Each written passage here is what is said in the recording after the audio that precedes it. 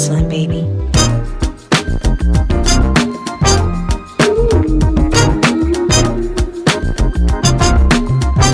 Welcome to another episode of We Ear Hustling, baby. I am New the Ear Hustler, and today's guest is none other than MeatSpady out of Philly.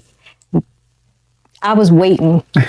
I know it's been about a year we've been talking about this, right? Yes. And so I appreciate the fact that you were still interested in doing this, interviewing this. It's really going to be a good conversation. Yes. But I want to get into, before we even get started, MeatSpady. Yeah. I got to talk about the spelling here, okay? So for those of you who may not be familiar, Spady is MeatSpady, and it's spelled M-E-A-T, like beef. How did that come about? Well, I think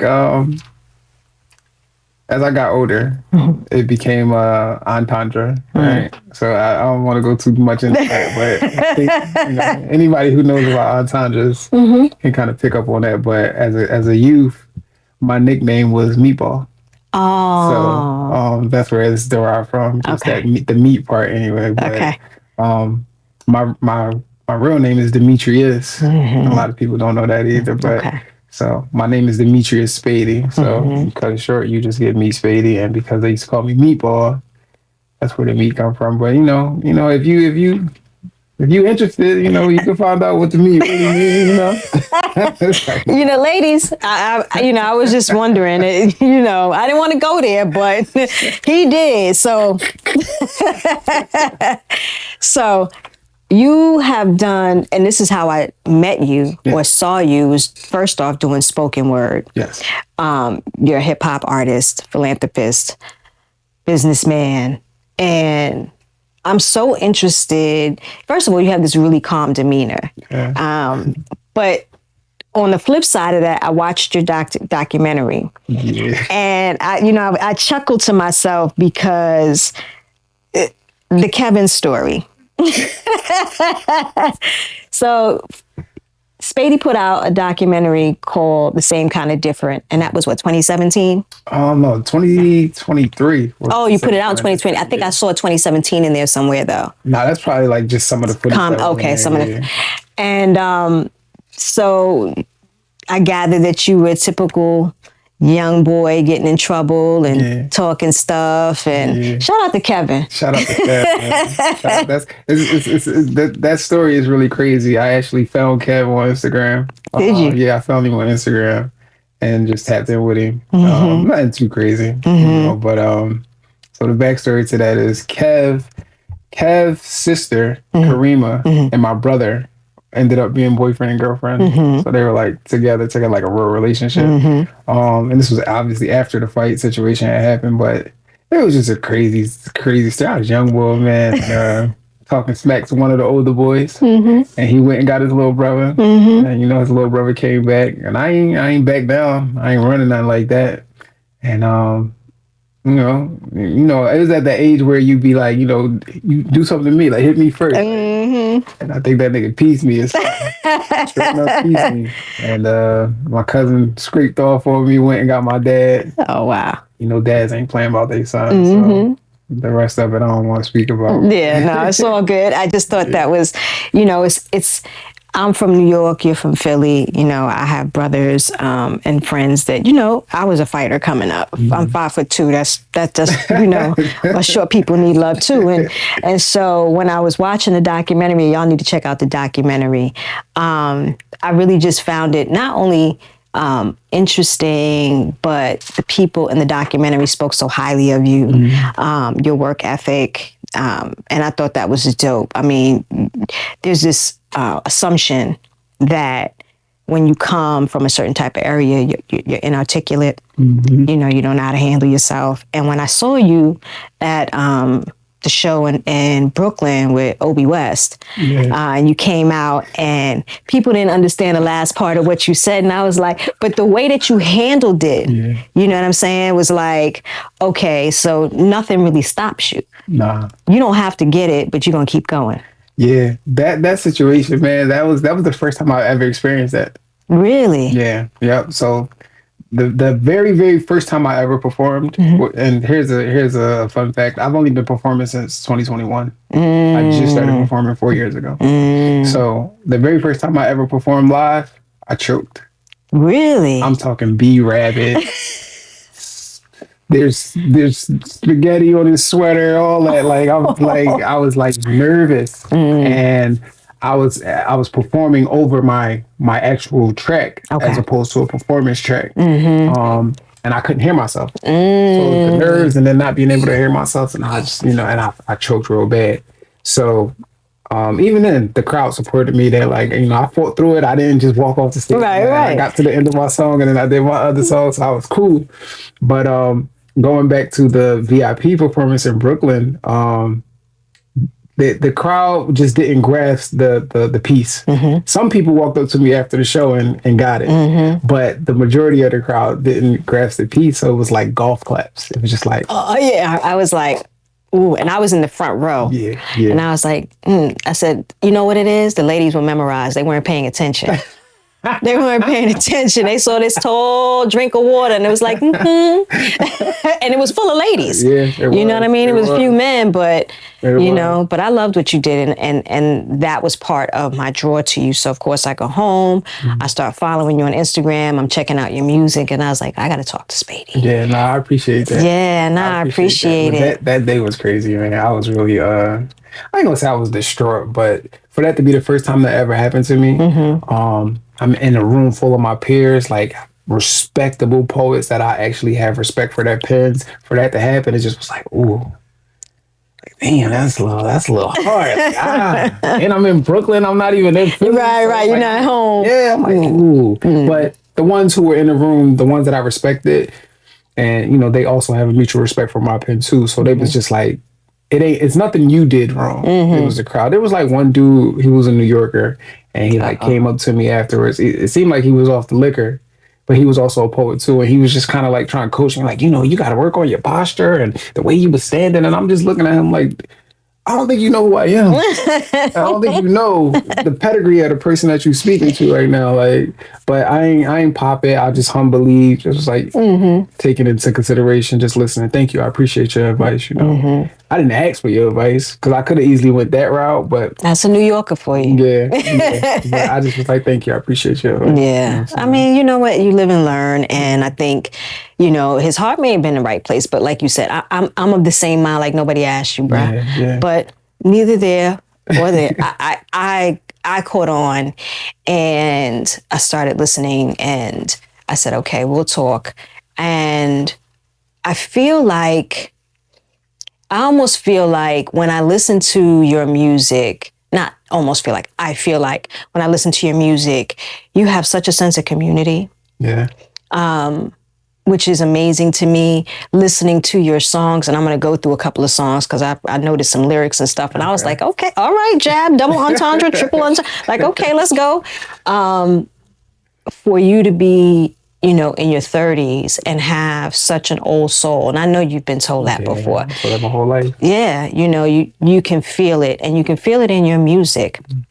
The other thing I wanted to talk about when you sent me your EPK was, being part of, Billboard's Emerging Artists list, being part of ESPN's 50/50. Like, tell me about, let's talk about the ESPN thing first, because are you into sports? Yeah. I play ball, I box. I'm definitely into the fantasy football world and all that. So I do a little bit of everything.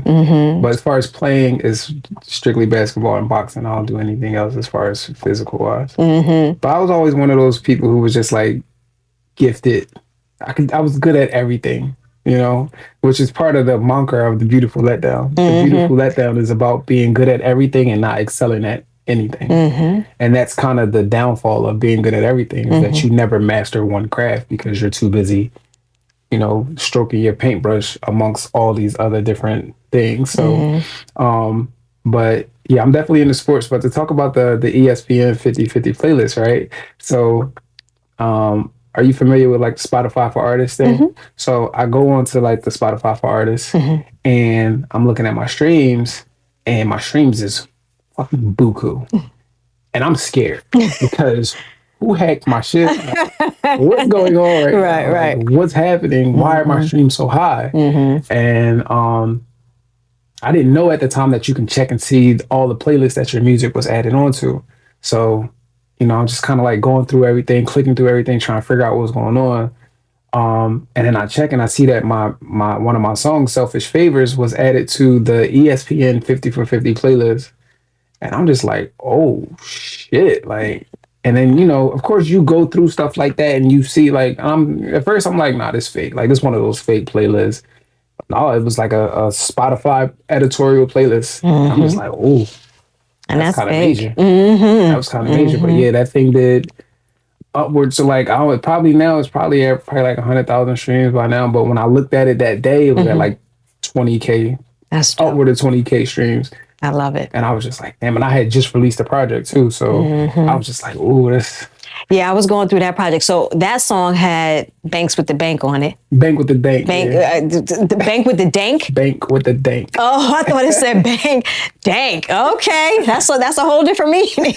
That's his meaning. I say all in, in my verses, I always shout out. That's my brother. Like I always shout him out. So his name is in a lot of my verses. But I always say like, that Dank could mean anything. You know what I'm saying? It's bank with us. So the Dank could mean the money. It could mean the pistol. It could mean the, you know what I'm saying? So it don't matter what the Dank is. Yeah. Yeah. No, I noticed that and I was like, that's, it's when you're an artist and you're an independent artist, to see that has got to be encouraging, and I felt like that's dope. And then Billboard, tell me about how that happened. So Billboard came 2 years after the editorial playlist, but the whole entire, like the complexity of it all, the Billboard thing started with me trying to get a blue check on Instagram.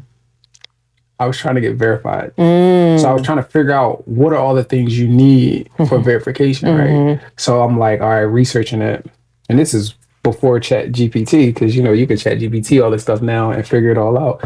But I'm like, all right, I want to get the blue check to be verified. What do I need to do? So it's like, you really just kind of got to be associated with actual factual press. Right. So I'm like, all right, what can I do to be associated with press? So I started reaching out to, what are they called? What are these agencies called that do, what are they called? Why am I drawing a blank right now? PR? PR people. So I started to reach out to like PR companies. And the one PR company that I wanted to work with, she was like, yeah, I'm not taking on no new artists. So I'm just like, bitch, I'm the artist. Like, what are you talking about? You're not taking on no new artists. So I was like, all right, I utilized that as motivation. So I started going, all backdoor channels where you get people who just like, oh yeah, $40, we'll do a article about you. So I'm like, all right, let me distribute a budget towards that, towards the nonsense and the rhetoric, but also let me get some of these real actual factual ones that are credible and all of that. So I did a few of those and I did a couple of those just to kind of all mesh it up well, right? And this was me trying to get the verification. Then I'm like, it got to be an easier way to do it. Like, what's the easier way? Started researching more. Found out that a couple of people who were not as popular, but had success on Apple, on the iTunes charts. So I'm like, oh, all right, that's easy. I can get to the iTunes charts. So I started researching how to get on the iTunes charts. So from that, led to, so I was actually trying to chart on iTunes, not Billboard. Ended up charting on Billboard. Look at God. So I ended up charting on Billboard, but once I found out like that I can actually do both, so I started promoting iTunes, and then I had my own website.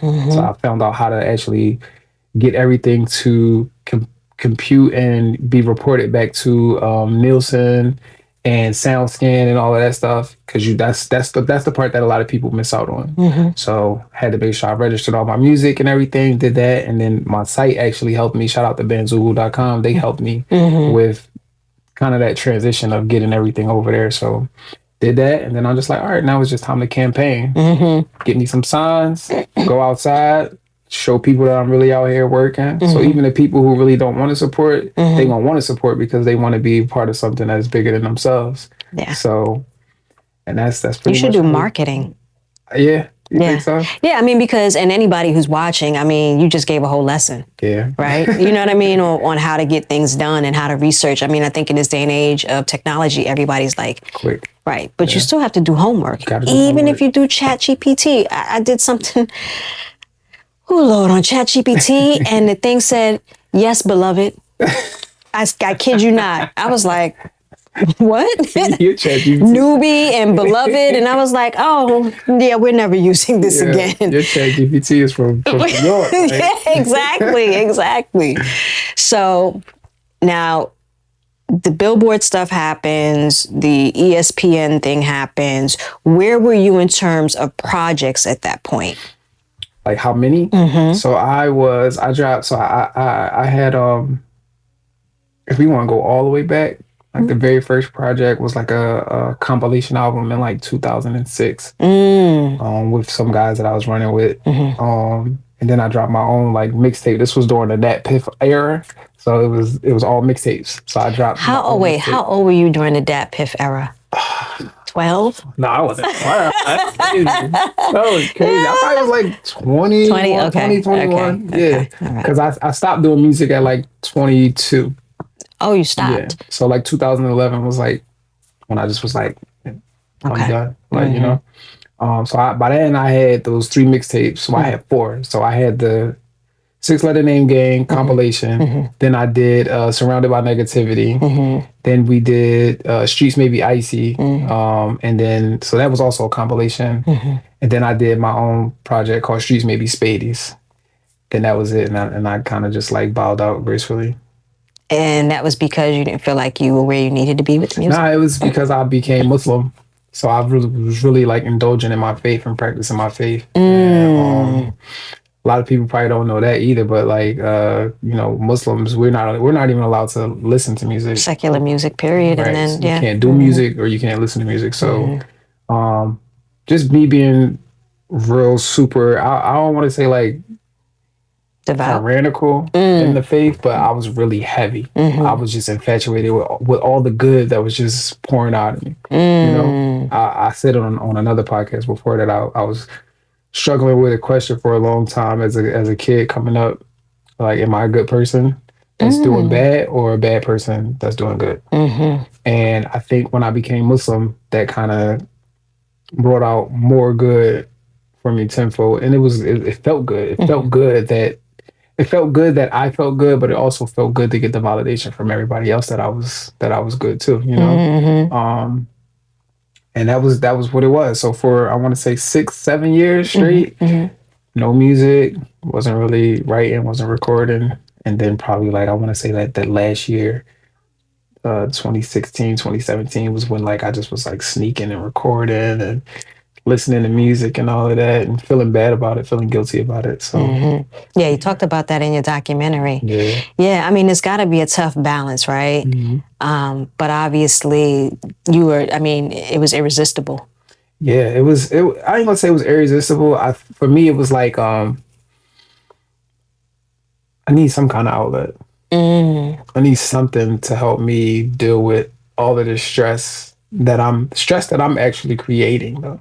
You know, self-induced stress, but not. So it's not supposed to be. Right. You know? You get married. Marriage ain't supposed to bring you stress. You having children, that's not supposed to bring you stress. You know, you trying to do good for yourself. You trying to put yourself in a higher position and bring the people with you. That's not supposed to bring stress. But if you don't have the wherewithal to know how to handle it, you know, it has a left and it has a right.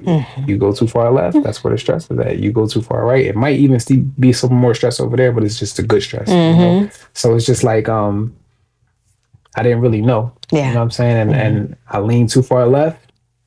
And then I just kind of ended up in a bad spot where I was just like depressed and, you know, dealing with anxiety and stuff like that. And that's where those stressors just kind of became more and more. You know? So, yeah.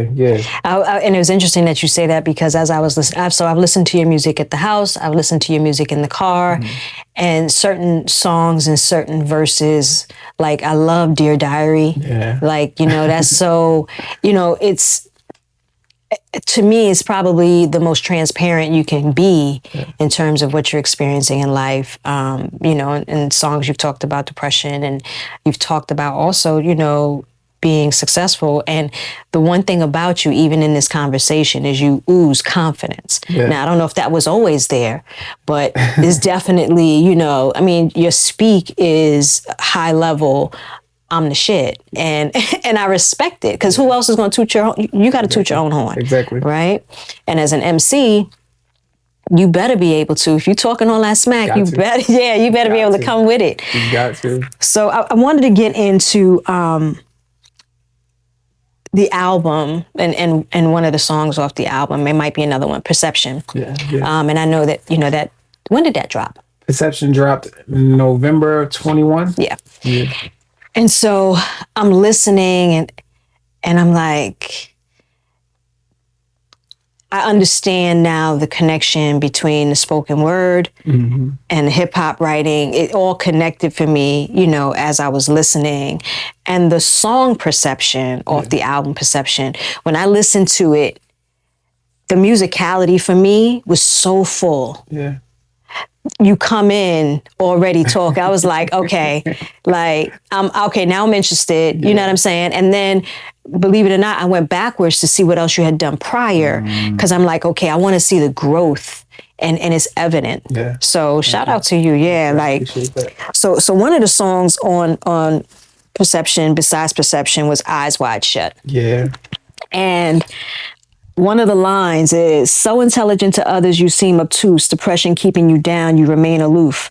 Because he was wearing a kufi don't mean he got couth. Yeah.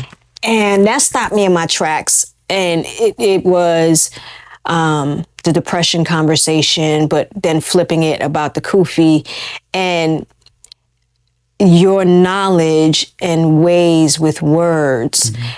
I don't think I've ever heard the word couth in a song by a hip hop artist, but I loved it. You made it work. Yeah. And then it drew me to the thoughts about the challenges between being Muslim. And then, so you just answered a question I was going to ask you about that, which is great. No, I mean, I love it. It's a flowing conversation. So talk to me about Eyes Wide Shut, what that meant to you when you started penning that. So Eyes Wide Shut is, I don't know if you've ever seen the movie Eyes Wide Shut. So there's actually a scene from the movie in the song. Oh. Yeah. So and after the second verse, I'm old. There's a talking part between Tom Cruise and Nicole. I can't remember, and Nicole Kidman, where she's basically saying like no dream is actually a dream. And then he finished it off like saying like, and something about reality is but it fits so perfect right there. So I just took the title from the movie, right? Eyes Wide Shut. But the song in itself,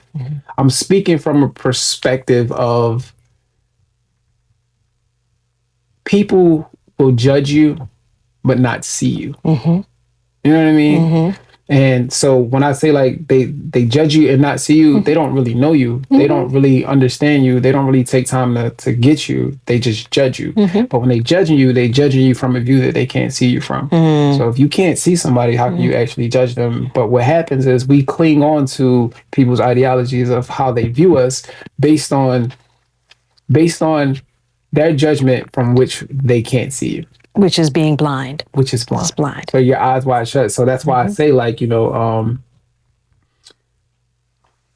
this. So to go back to the originality of the song, I'm speaking almost from like a overview of kind of like I don't want to say like God complex. I really hate that, but just like an overview of I'm standing outside of you and another person, and I'm telling you this is how people are seeing you. You know what I'm saying? And it's progressing. The verses are progressing. Like, so it's going from, so the first verse is, and I hate when I can't remember my verse. No, that's all right. But the first verse is more so like, how does it start off?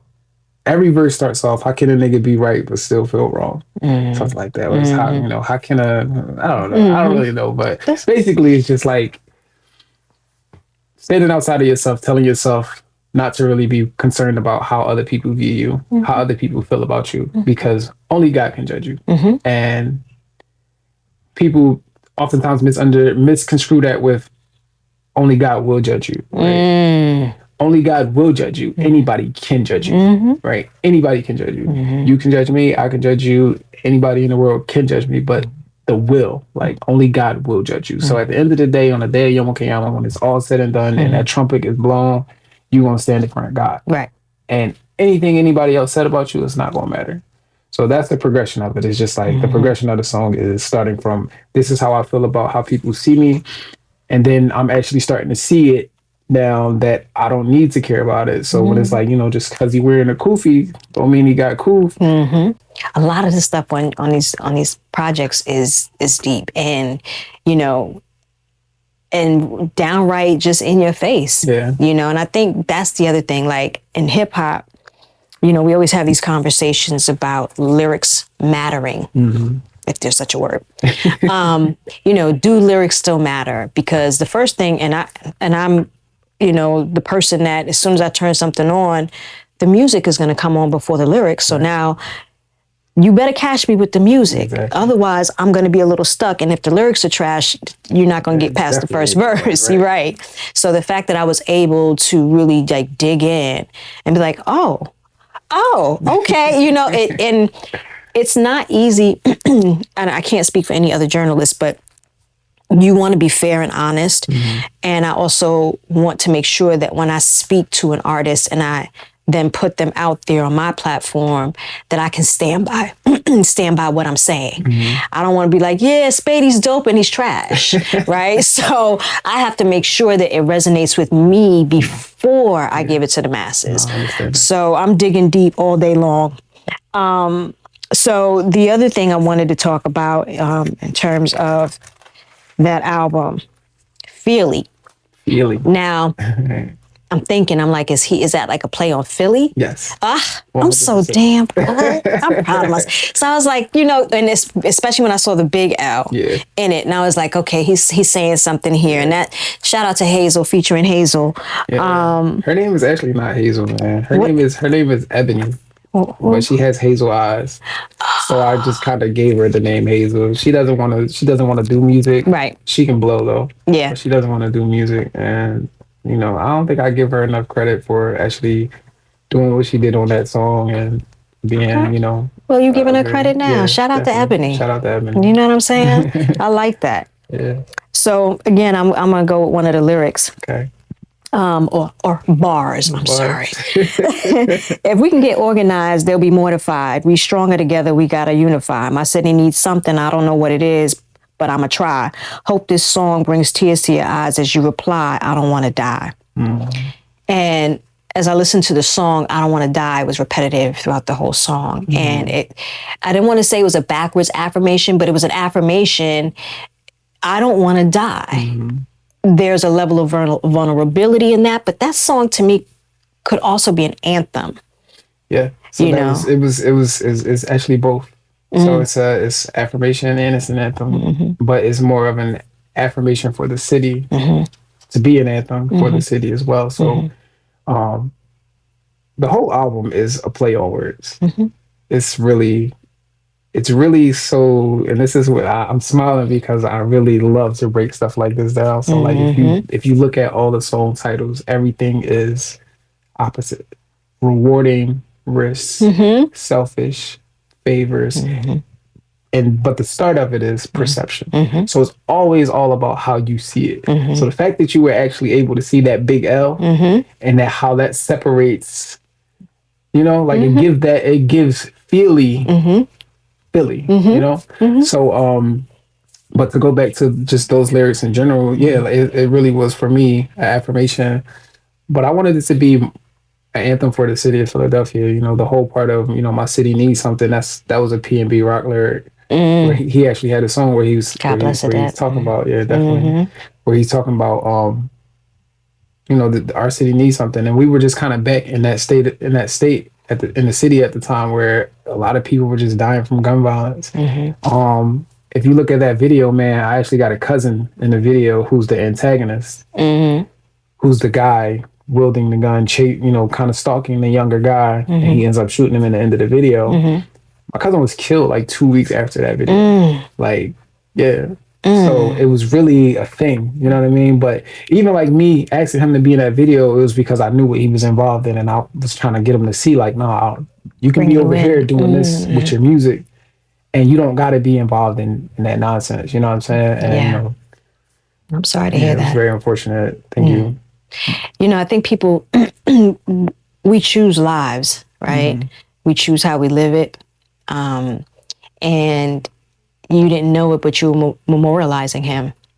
In a way, yeah, that's And crazy. yeah, you know what I mean? And you know, I come from New York. I know I'm from the Bronx originally, you know, so you already know, Yeah. you know, and been around, you know, violence and drug dealers and all of that. And you have to decide that that's not what you want. Yeah. Right. And so there's conscious decisions, and, you know, people pay for their lives, pay for it with their lives, I should say. And it's sad, but I'm glad that, you know, you attempted, right, to bring them in and say, hey, you don't have to. So much respect. But yeah, like I said, these songs, like I listen to them and I'm just breaking them down. I'm like, okay, this. So, and I'm so proud of myself for the feeling. I love that you put that. Yeah, I was like, yo, because you know, again, I'm gonna listen to the music first, but as soon as the lyrics come in, I'm ear hustling. I'm really like, yo, what he say? Yeah. Oh, he said that? Okay, you know, and it's sharper lines. I mean, the lines that I picked or the bars that I picked from some of these songs are probably light work, really. You know what I'm saying? But those are the ones that resonated with me in terms of what I was listening to. I'll give you another gem about that song, right? The like you said, the hook part where I have an overhook and an underhook. So the underhook is the anthem, the repetition, the affirmation. I don't wanna die. But the top part is Nasir Jones. For every struggle, every strip, and every ghetto, for every person toting in the pain of heavy metal, for every child is born. So that's still medic. Yes. You know what I'm saying? Yes. So, you know, that was kind of like an ode to New York or Queens, you know, whichever way you want to put it. But that's another gem for you right there. Well, to me, I mean, and I knew that, to me, that was more of well, if you're a hip hop lover, yes, it's more of an obvious one. But the I don't want to die, it just kept like hitting me in the back of my head. Like, oh my God, you know what I mean? And then the tears conversation, you know, you're also very vulnerable. Yes. And I think that's what makes listening to your stuff so attractive. People don't want to necessarily always hear or dance. Yeah. You know, it's like, it's great to have music to dance to. Yeah, but I'm interested in like learning about the person, hopefully through their lyrics, their thought process. I think, you know, that's why Kendrick is so brilliant. Yes. You know what I'm saying? Yeah. So, and then. I got to credit my dad for my vulnerability though. Because early on when I started like rapping, you know, I had guns, I had drugs, I was doing all types of stuff. I couldn't even come off the step. You know? And, you know, I rapped for my dad. I let my dad hear my music, and he just was like, that ain't you. That ain't you. Look at that. Rap about you. And, you know, you 11, 12 years old, you hearing that from your pop. It's like, nigga, you supposed to be like, but no, my pop was 100% like, no, that ain't you. You need to rap about you. You need to rap about your life. So the first song that I ever like did that was like really captivating, I remember I'm probably like 12 years old, back room in Albany, and I wrote a song to Flowers of the Dead by who is it? Tony Sunshine and Cuban Links. I had that beat, and I wrote a nice little joint to that, and I spit it for my uncle. My uncle was just blown away, like wow, like wow, this like you talking like this. You're 12 and you talking like this, and it was all just. It was literally a timeline of my life. 1 year old, I ain't know what to think. 2 years old, I ain't know toilets from Minx. Or what it was, I ain't know toilets from Zincs, coats from Minx. 3 is when my mind started showing. I hit 4, that's when my feelings started growing. 5, I couldn't say nothing right besides hang with Jamal and stay up all night and fight. 6, that's when I started the trip. My pop put me in his lap and I was riding the whip. 7, I had 4 little brothers and sisters. 3 over top of me and the Mr. and Mrs. Life was hell. And I'm 12 years old rapping like that. So yeah. I mean, you know when you have it. Yeah. Like, and again, you may not have been as confident as you are now. Wasn't for sure. But the fact that you were able to pen that is amazing at that age. I mean, like you said, most of us, I mean, my life was challenging. So if I was a rapper, it would have been something like that, okay? Yeah. But I think it's important, too, that you mentioned your dad, because a lot of people don't have their dads, or didn't have. I had you know, right? You know what I mean? To even want to listen. If I talked to my father about it, he was like, "I don't want to hear that boom bitty bop bop." I don't want to hear that. You know what I'm saying? And so there's a couple of things when you mentioned about the guns and the drugs, and which is the song where you're talking about spitting out the rocks. When I listened to that, I was like, "Ooh, yeah, that's rewarding, Ruth." Yes, that was another. I have to say, like I said, it is that project just did something for me. Yeah. And I think it was the realness about it and the conversations that were being had, because that's what it was. It was like a conversation for each song. And I really appreciate it. And we'll get into the next project that I like in a minute. But, you know, it's just life is going to take you certain places, and you have to decide on what you're going to grasp and hold on to 100%. In a way that elevates you. And it sounds like that. Thank goodness you had some steering in your life at some point that steered you in the direction that you're in now. So I'm really with it. And then we're going to talk about perception, and I want to play perception. Okay. But so one, I love the message in it. And like I said, I talked about the fullness and the sound of perception. But here's a line that I'm going to get into. Tell me what you see when you look at me. Do you see a young nigga or an OG? Do you see 7 grams or a whole key? And I was like, wow. Because, you know, the stereotypes of Black men, and Black women for that matter, you know, a true story. I was working part-time, trying to make some extra money at JCPenney. And I was at the call center, and a woman called in and she said she wanted some items. She started reading off the SKU number. The first thing out of her mouth, and she was a Black woman. So the SKU number is K for kilo. And I'm saying to myself, what? Like, that's not even how that goes. Right. You know what I mean? Not K for kite. You know what I'm saying? K for kid, K for kilo. Right. And so I always think about that. And that when I listen to that, it made me think about that situation. But again, just the prejudgment, you know, how have you handled, aside from, I mean, and of course the album's called Perception, and understanding now that, you know, your idea of me is your own business and ain't got nothing to do with me.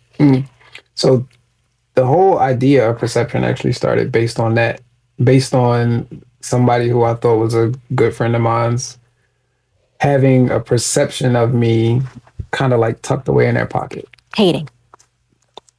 Envious, it had to be to a certain extent. I don't want to say it was envious because it was a female, and she kind of wanted to deal with me in a way that I didn't want to deal with her, so to speak. And then it was almost like when it got to a point where that was verbalized, I became everything except for the person that you wanted to deal with. Okay. So it was just like, you know, you see me away now because I didn't give you what you wanted. Because I didn't give you what you wanted. You know? Yeah, women tend to do that. So it was just like, you know, it really just was like, damn.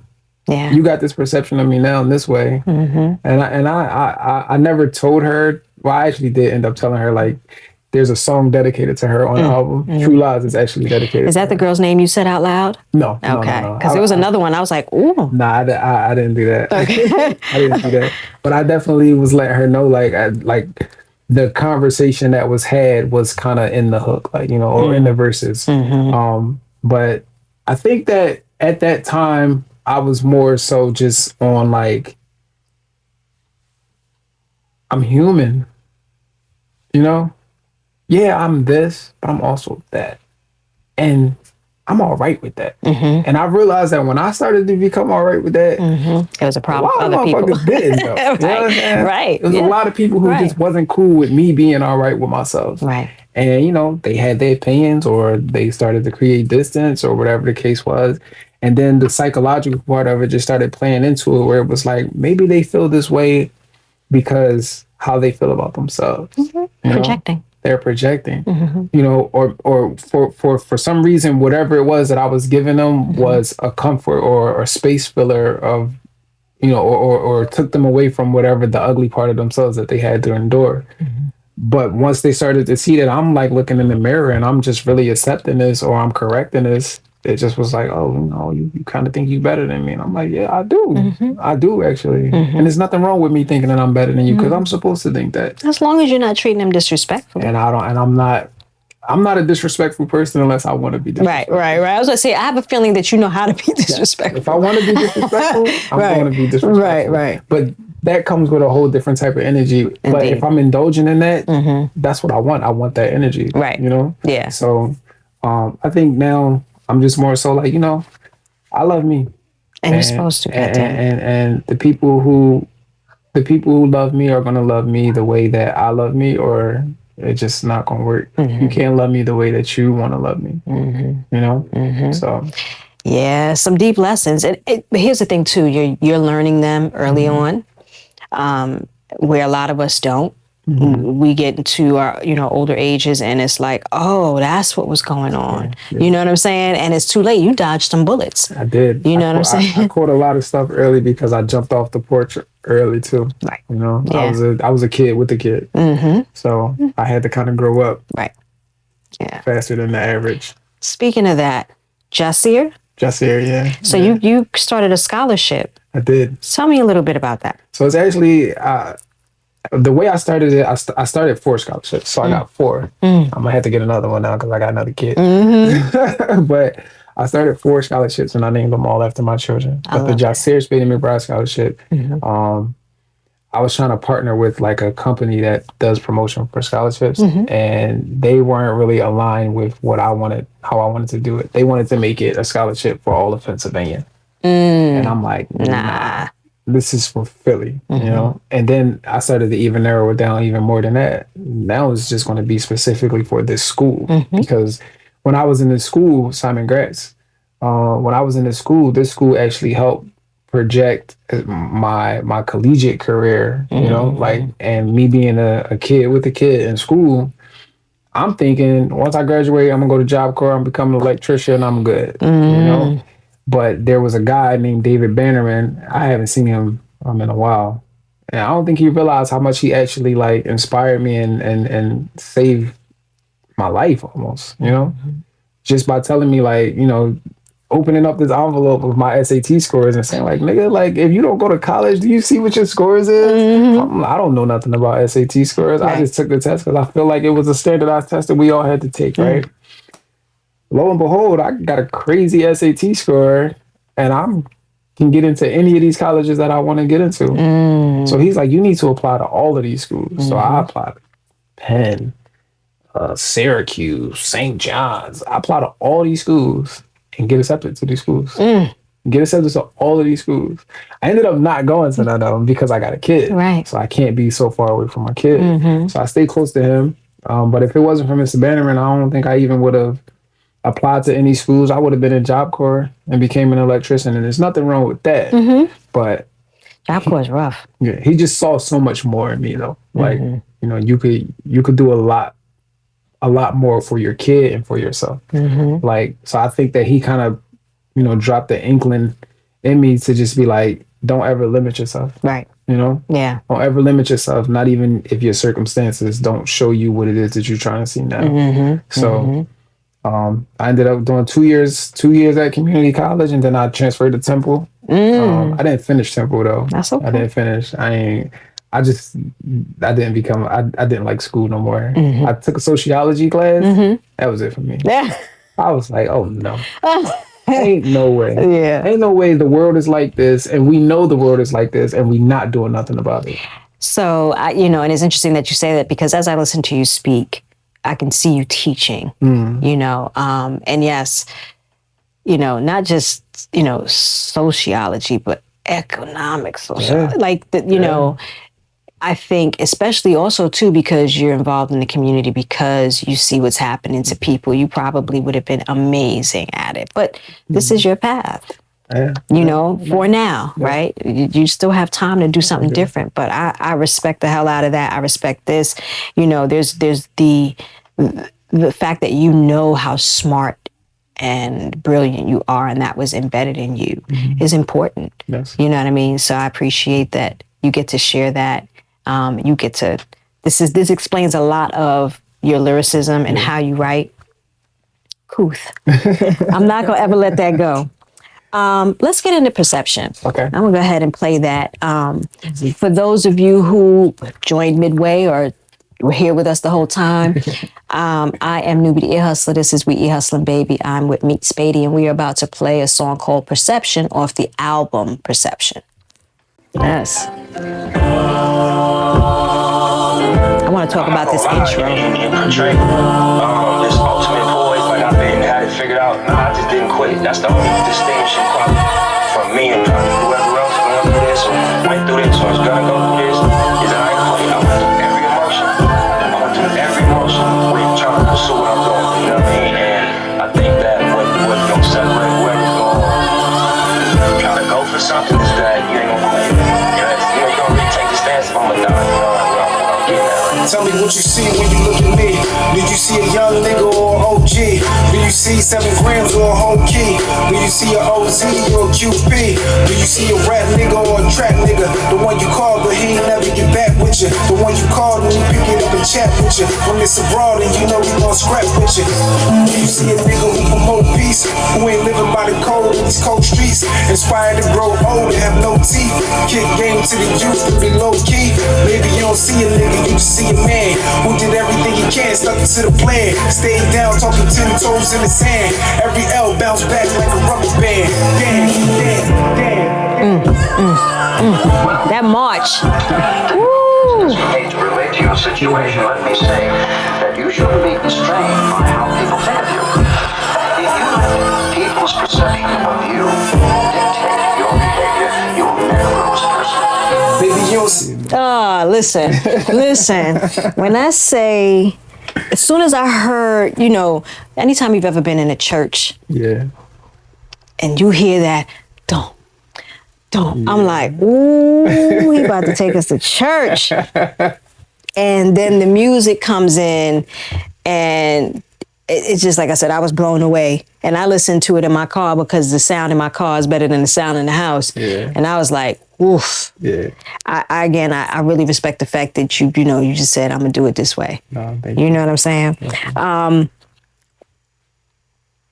Downside Up, the interlude. The interlude.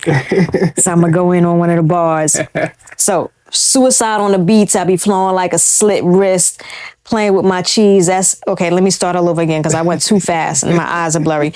Suicide on these beats, I be flowing like a slit wrist, playing with my cheese. That's a way to get your chip dipped. You niggas little dookie. They refer to me as big shit. And I was like, you know what? I'm tired of him. I'm tired of, like, I was like, okay.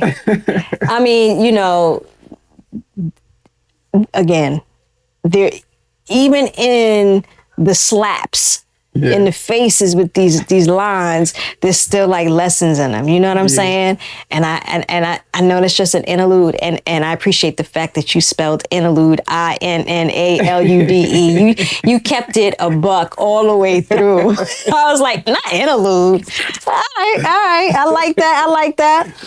Okay, so The Beautiful Letdown. Yeah, I'll just start of it all. Man. And I know, you know, that's back, but I wanted to talk about 2 songs, and then we're going to get into what you've been working on most recently. Okay. Ventilation 2. Yeah. That is such a soulful song. Yeah. I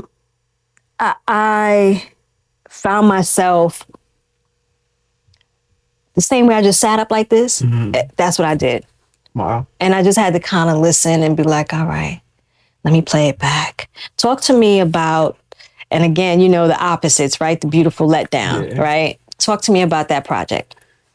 The Beautiful Letdown was, I think I explained the title where I was saying how, you know, being good at so many things, you never excel at one thing. So if you Jack of listen all to the trades.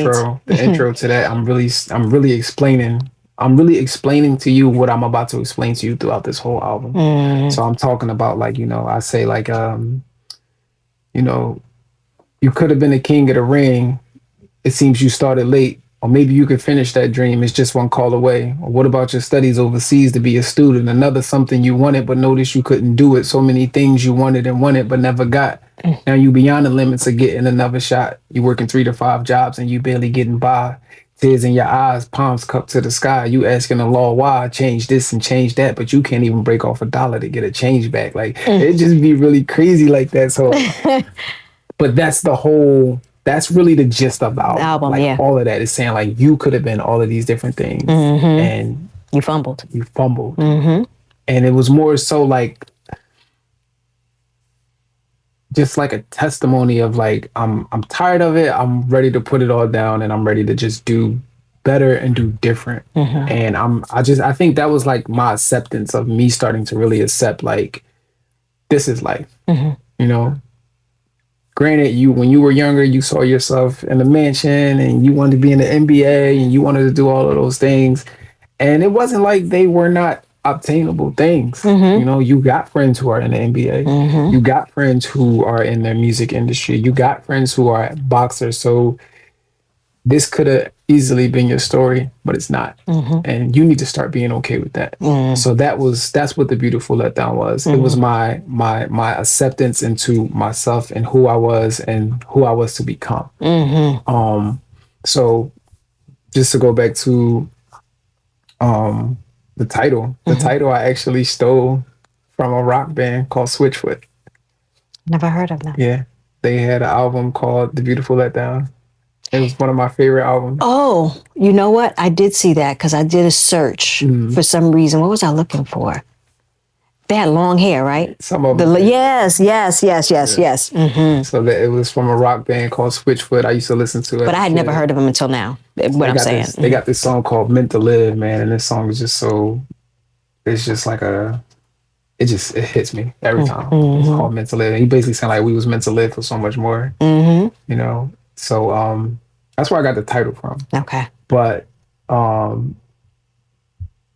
it was really just me spilling, just me being vulnerable. I feel like that's my most vulnerable project. Even on Ventilation 2, where I'm just talking about like, the diagnosis of having a manic depressive bipolar disorder. Like people they wasn't really exposing that, like, Not back then. On music, you know what I'm saying? So I think like 2020 is when mental health became the thing. Right, because we were trapped inside. So like 2017, you had a few people talking about it, G-Dep, Joe Budden, stuff like that. But I just felt like I needed to be vulnerable with people. Just kind of, let me spill all of this out on the table so that way when the shit start to come back, nobody can hold any of this stuff against me. Yeah, you beat them to it. It's like, I want to say this the right way. It's like when heavyset people start making jokes about themselves before others can, right? Let me get this out the way. Right. You know what I mean? And they're the funniest people I know. Yeah. You know what I mean? They're true to themselves. They understand who they are. Yeah. So you can't call me fat because I called me fat first. I love that. Yeah, I love it. And then obviously The Beautiful Letdown, the song with the Erykah Badu sound. Yeah. I melted. Yeah. I'm not gonna lie, because I love Erykah. Everybody and I was like, as soon as I heard like the one piece, I was like, is that Erykah? Yeah. I was like, okay. And there's another song that you had sampled too, and I can't think of the name of it. But again, these projects have filled me up. And so I'm grateful that I got the opportunity to see you on stage and then indulge in your music and not be disappointed. Because I done had that happen a couple of times. And then I want to talk about the Lying's Den. Lying's Den, yeah. So the Lying's Den is LYING''S. Yeah. Right? And the sermon in the beginning, I don't want to be one of you. I don't want to be one of you weak men. I was like, preach, preach. Where was that sermon from? That is actually Sci-Hi the Prince song called Weak Niggas. Oh, I never heard That's that his before. beat. Yeah, so that whole project, this is the only regret that I got with The Beautiful Letdown was that I did not use original beats. Yeah, because that gets difficult when you have to, monetize and all of that. I didn't know anything about how to get my music on streaming platforms or anything at the time. Okay. I didn't know any of that stuff. Right. I just knew I needed to get all of this out of me. And when I heard that Side High to Prince beat, I was like, these niggas weak. I'm like, this shit hard. Like, but it was resonating with me about something that I was actually dealing with, which was like, having people who you look out for and love and trust, and they just lying to you. I'm not talking about like regular lies. We all do the regular lies. Like, I feel like we all indulge in regular lies. I'm talking about nobody's talking. You just start a conversation like, I got about 20,000 on me. The pathological lying. What is wrong with you, bro? Like, You ain't.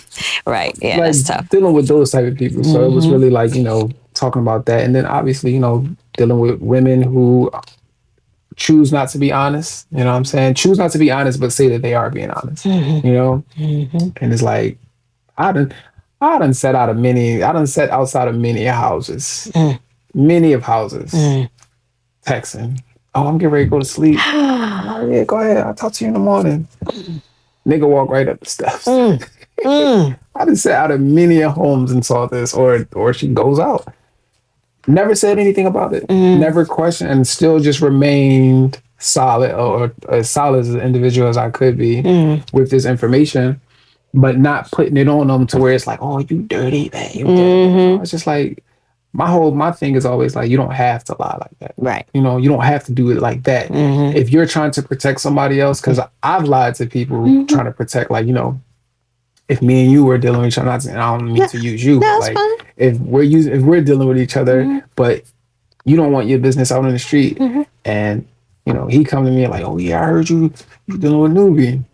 We cool, we chilling, we that's just a homie. Right. Right. It's that kind of lie. But it's not, I'm not about to be like, that I had it like this, I did it. Right. That's not your business. Right. I'm not about to give you information about somebody that I'm dealing with just based on the simple fact that, not just based on a simple fact, but you want the information just to have the information. What do you need to know if I'm dealing with this person for? Right. Yeah. I mean, and it's smart. And I think, usually it's women on the other side, right? Always. But I feel like, it is it is incumbent upon people in general to just be forthcoming and to be honest, because you get the best versions of other people that way. Yes. I'd like to think, you know what I'm saying? I don't fool with people. I keep them right where they at. But, because again, and then also being, people think I'm bigger than I am. And I'm sure that you've experienced that. 100%. And so when you're dealing with that, I tell people all the time, people say, who are you? Like, how did you get into business? And I'm everybody and nobody is my answer. Like that. Okay? Because you will get to know me if you look at my platform or if you engage in the right way. The right way. You know what I'm saying? Exactly. So you're giving of yourself. I appreciate the fact that you give of yourself in this music, even in this conversation. What is happening with you next? What are you doing? I know I'm blessed because I got to listen to a few songs that haven't come out yet, and I appreciate that. But tell me what's next for you? So I guess I can make the announcement here on your platform. Hey, I'm actually stepping away from music. Oh, I'm just going to indulge in the spoken word space. Okay. Yeah. So I'll still be doing like features and stuff for people who want features, but I won't be doing any more projects. Wow. Yeah. So this last project is going to be my final project. I can't wait to see what you do in the spoken word space. Man, I hope I'm great, man. Listen. I got a lot of inspiration in the spoken word space. What I saw, again, that's what drew me to you. Yeah. So I'm like, so you're gonna put out like a whole spoken word album? Yeah. Spoken word albums, mixtapes, shows, everything. The same way I came and took over independent artists, hip hop in Philadelphia. I plan to do the same. You come in again. Word space. That's what's up. Yeah. Well, I want you to obviously keep me in the loop. Yes. Because I'll come. I ain't far. I'll come to Philly, come check you out, come support. When you come to the city, you know, you got to link with me. Yeah, so I can, you know, and I can come and bring my people, and my people can bring people. You know what I'm saying? You'll have a whole Spady section. Love it. You know what I'm saying? Where can people find your stuff now? So I have my own website that I kind of operate as like my label. MeatSpady.com, MEATSPADY.com. Of course. Meat. I'm sorry.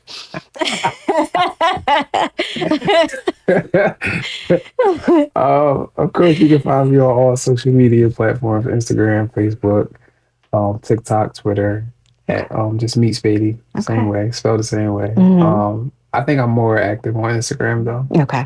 I like that platform. I like Twitter too, but I don't really got a lot of people on Twitter that like engage. Yeah. And if they do engage, it's always on some fuck shit. Like it ain't nothing that's like fruitful. It's no real fruitful conversations coming from there. It's just back and forth banter and opinionated badgering. It's just like ridiculous. So I do my little tweets and get up out of there. Yeah. Yeah. I feel like Threads is a place where people go. Let me not say that. So anyway, and then your music is on. My music is on all streaming platforms. Okay, perfect.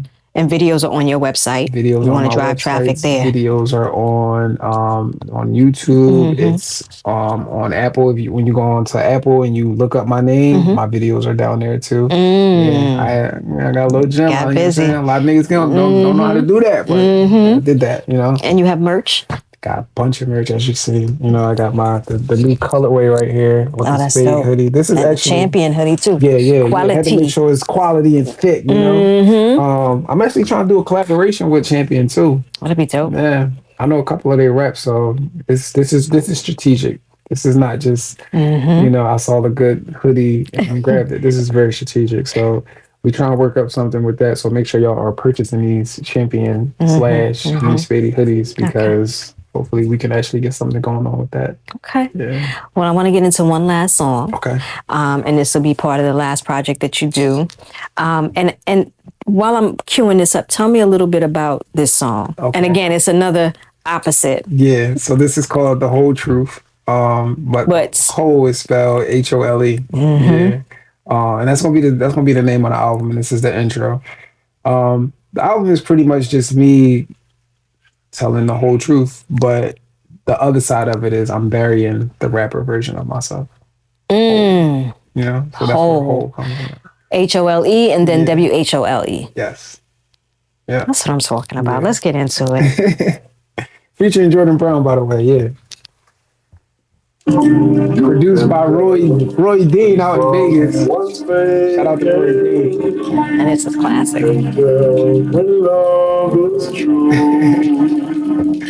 Roy, I just want to the whole truth. Nothing but that. I give you the whole truth. And tell me what's next. Cause I done cried and lied and lied. I'm tired of hiding. That for me is not the whole truth. And I don't want that. Before I wrote this verse, I text some people and asked them a question. They all answered and then asked me, why was I asking? Well, listen closely, I'ma teach you a valuable lesson. You had an issue, thanks to me, we can finally address it. To the girl who think I lied about that baby, understand I take much pride in all them children being Spadies. You purchased all the merch and everything else I was selling. Truthfully, this truth wasn't the truth that needed telling. To the one who think I lied about a specific person, you wasn't sure before, I'm guessing now you know for certain. You was sending screenshots showing you was hurting. You wanted to hear a lie, the truth wasn't working. So you thinking I'm gonna lie about me dealing with these bitches? Well, really, I just need for you to mind your fucking business. Hey. The next situation ain't really no need to mention. Truly, it's kind of funny, the facts is coincidental. Who lies about not attending the birth of a kid? I guess I left at 3 in the morning to lay with a bitch. You, whoever that was for, got her panties in a bunch. Because you was just laying it down there. Yeah. But Nothing but the whole truth. Telling the whole truth. Man. I respect that. Yeah. Listen, I want to say once again, thank you. Thank you. I appreciate your patience. I know it took a minute. There was some things that was going on. Life was lifing. Yes. For those of you who have tuned in, again, I am Newbie the Ear Hustler. This is Spady, aka MeatSpady. Yes, sir. Thank you for joining us. Talk to you soon. Peace.